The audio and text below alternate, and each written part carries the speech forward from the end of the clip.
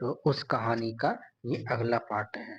अगर जिसने भी उस कहानी को नहीं सुन रखा हो, वो मेरे डिस्क्रिप्शन बॉक्स में जाकर लिंक पर क्लिक करके पहला पार्ट सुने। चलिए चलते हैं आज की कहानी की ओर।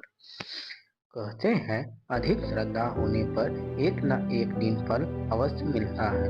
आखिर जय कुंवरी की श्रद्धा भी पूरी होने ही वाली थी। फाल्गुन शुक्ल पंचमी का दिन था। उस समय के राजा ऋतुराज का साम्राज्य जगत भर में छा रहा था। मंद मंद बसंत वायु सारे जगत प्राणियों में खुशी का संचार कर रहा था। नगर के महिला पुरुष नित्य संयम काल में हाटकेश्वर महादेव के दर्शन के लिए जाया करती थी। स्त्रियां मंदिर में एकत्र होकर मनोहर भजन तथा रास के गीत गाया करती थी। हमेशा की तरह उस दिन भी बहुत भीड़ थी। जय कुंवरी भी नाती को साथ लेकर हाटकेश्वर महादेव के दर्शन करने गई। दर्शन करके लौटते समय उसकी दृष्टि एक महात्मा पर पड़ी, जो मंदिर के एक कोने में आसन लगाए बैठे थे। उनके मुख से निरंतर नारायण नारायण शब्द चल रहा था। उनका चेहरा एक अद्भुत रोशनी से चमक रहा था। देखने से ऐसा मालूम हो रहा था मानो कोई सिद्ध योगी है। उनके दिव्य तप से आकर्षण होकर जय कुंवरी भी अपने साथ की महिलाओं के संग उनके दर्शन करने के लिए गई। उसने दूर से ही बड़े आदर के साथ महात्मा जी को प्रणाम किया और हाथ जोड़कर विनती की, हे महात्मन, यह बालक मेरा पौत्र है। इसके माता पिता का देहांत हो चुका है। अब यह बालक 8 वर्ष का होने वाला है, पर कुछ भी बोल नहीं सकता है।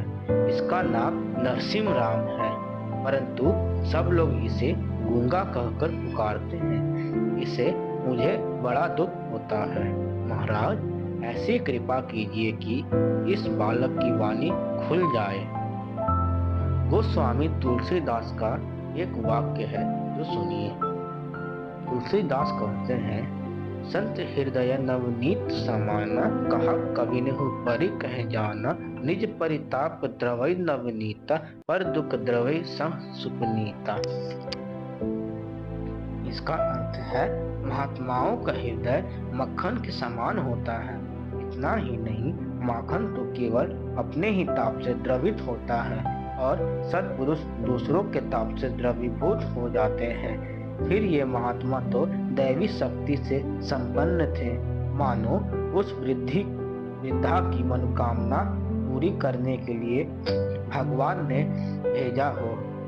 उन्होंने बालक को अपने पास बिठाया और उसे एक बार ध्यान से देखा और कहा, यह बालक तो भगवान का बड़ा भारी भक्त होगा। इतना कहकर उन्होंने अपने कमंडल से जल लेकर मंत्र पढ़ा और बालक के कानों में फूंक दिया और कहा, बच्चा कहो राधे कृष्ण राधे कृष्ण। बस महात्मा की कृपा से जन्म का गूंगा बालक राधे कृष्ण कहने लगा। वहां मौजूद सभी लोग आश्चर्य में पड़ गए और महात्मा जी का जय जयकार करने लगे। गूंगे पौत्र के मुख से भगवान का नाम सुनकर वृद्धा जय कुंवरी को कितना प्रसन्नता हुआ, उसे कौन बता सकता है। उसने महात्मा जी को प्रणाम किया और हाथ जोड़कर बड़ी दीनता के साथ प्रार्थना की, हे महाराज, आपकी ही कृपा से मेरा पौत्र अब बोलने लगा है। मेरा बड़ा पौत्र राज्य में थानेदार के पद पर है। आप मेरे घर पर पधारने की कृपा करें और मुझे भी अपनी सेवा करने का अवसर प्रदान करें। आपकी चरण रज से मेरा घर भी पवित्र हो जाएगा।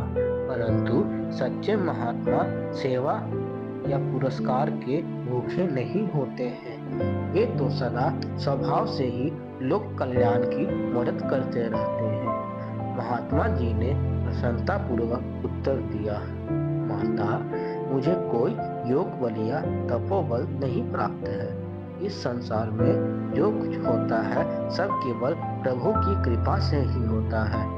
उन महामहिम परमात्मा की माया विघटन कहलाती है। अतः मेरा उपकार भूलकर उन परमात्मा के ही प्रति कृतज्ञता प्रकट करो और उनका नाम स्मरण भजन पूजन करो। मैं इस तरह अकारण प्रतिष्ठा के लिए किसी गृहस्थ के घर पर नहीं जाता। तुम घर पर जाकर प्रभु का भजन करो, तुम्हारा कल्याण होगा। जय कुबरी माता जी के सामने कुछ न कह सकी। जय कुबरी महात्मा जी के सामने कुछ न कह सकी और अपने पौत्र को घर लेकर चली आई और उसने बड़े पौत्र वंशीधर से महात्मा जी का चमत्कार का सुनाया। वंशीधर ने महात्मा जी का चमत्कार सुनकर उन्हें आश्चर्य हुआ और उन्होंने महात्मा जी से मिलने की इच्छा जताई और उनकी खोज करने के लिए अपने सिपाहियों को भेजा, पर महात्मा जी कहीं ना मिले। वो कहीं विलुप्त हो गए थे। लोगों का कहना था कि वह महात्मा जो नरसिंह राम जी को मंत्र देने के लिए आए थे, वह कोई और नहीं बल्कि स्वयं भगवान श्री कृष्ण ही थे।